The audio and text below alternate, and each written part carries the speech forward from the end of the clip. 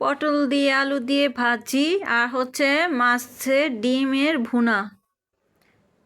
আসসালামু আলাইকুম, কেমন আছেন সবাই? সবাইকে জানাচ্ছি আমার নতুন চ্যানেলের শুভেচ্ছা আর হচ্ছে নতুন ব্লগের আমন্ত্রণ রইল সবার।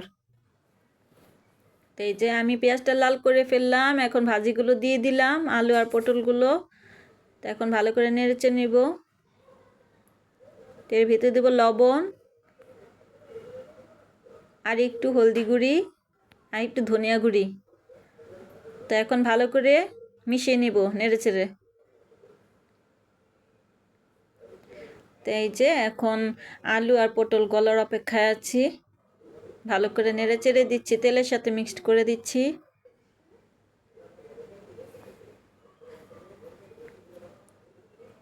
পটল আলু ভাজিটা খেতে খুবই ভালো লাগে।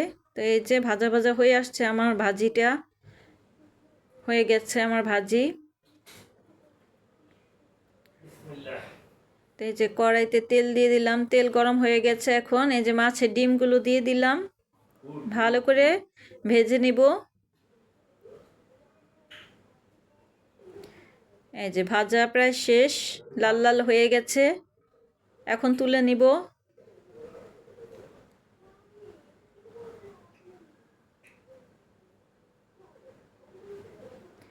অনেক সুন্দর ভাজা হয়েছে মাছের ডিমগুলো। এই ডিমগুলো খেতেও খুব ভালো লাগে। তো আমি এই যে পেঁয়াজগুলো এখন লাল করে নিচ্ছি, মাছের ডিমটি ভুনা করব, ভালো করে লাল করে নিচ্ছি পেঁয়াজগুলো আর কাঁচামরিচ।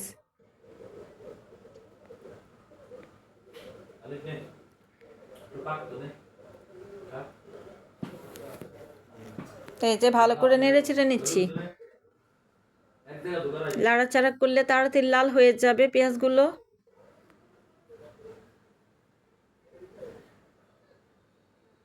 তো এই যে লাল হয়ে গেছে, একটু লবণ দিলাম, হলদি গুঁড়ি দিলাম, মরিচের গুঁড়ি, ধনিয়া গুঁড়ি দিলাম। তো এখন আর একটু মুরগির মশলা দিয়ে দিলাম, ঘেরানে ভালো লাগবে, আর হচ্ছে জিরা গুঁড়ি দিলাম। এখন ভালো করে কষিয়ে নেব, আদা রসুন বাটা। তো এখন ভালো করে কষিয়ে নেব পানি দিয়ে, পানি দিয়ে দিলাম। এই যে এখন কষানোর পালা। মশলাটা যত ভালো করে কষানো হবে তরকারিটাও খেতে খুব ভালো লাগবে। তো এখন এই যে ডিমগুলো দিয়ে দিলাম, এই মশলার ভিতরে ভালো করে ডিমটাও কষিয়ে নিব।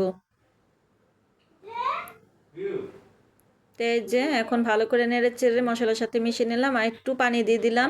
এই পানিতেই সিদ্ধ হবে ডিমগুলো আর একটু ভালো করে। তো এই যে আমার ডিমগুলো এখন ভালো করে ঢেকে দিয়েছিলাম, আমার ডিমগুলো প্রায় হয়ে আসছে। এই তো একটু মাখো মাখো হয়ে গেছে, ঝোলগুলা একেবারে টেনে নিয়েছি। তো এই যে আমার ভিডিওটা কেমন লাগে সবাই লাইক কমেন্টস করবেন আর সাবস্ক্রাইব করবেন, শেয়ার করবেন। তো এখন এর উপর দিয়ে আর একটু জিরা গুঁড়ি উপর দিয়ে ছিটিয়ে দিব, ঘ্রাণের জন্য খুবই ভালো লাগে।